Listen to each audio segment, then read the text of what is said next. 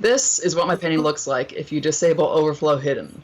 Now, as you can see, it is a very vital component of this painting. When I start out trying to create an image with CSS, what I'm ultimately trying to do is create something that does not look like it was created with CSS. I actually like this. I like her expression now. I think it's, yeah, she's suddenly so much more surprised. My name is Diana Smith. I am a UI engineer, and in my spare time, I create CSS art.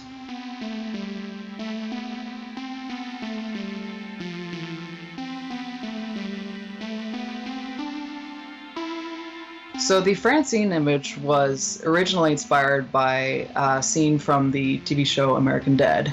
Tonight is going to be so much fun! I feel like the belle of the ball! The 18th century outfit just made me think of 18th century art, and I just decided that would be an excellent concept to marry together, the cartoon influence and the old school influence.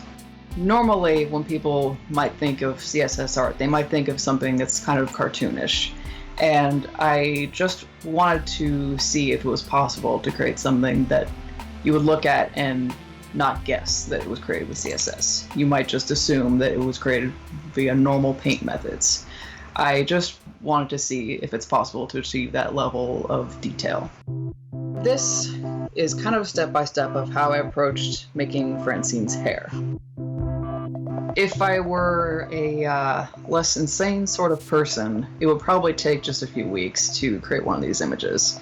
It's been hard for me to ever consider them finished because I've made continuous little updates to them like over the past few months, but that is something I'm going to try to work on now. I'm going to put the brush down, so to speak. The reactions I've gotten online have been incredibly positive. I was expecting a lot of sass or whatever. I expect that this is the internet where all the mean people live, but everybody's been so nice and I can't believe it.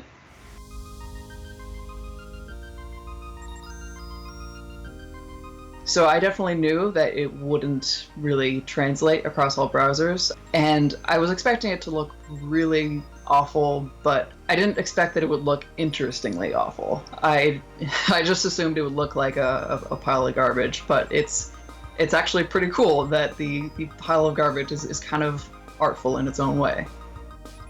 Border radius is what allows you to take your normally rectangular HTML elements and make them rounded. As you can see, it's really important. I like a challenge. I especially like an artistic challenge.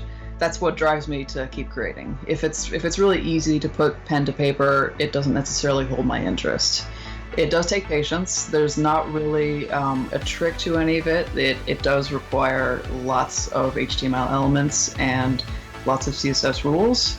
But if you have the time and the patience and the drive, it is certainly possible.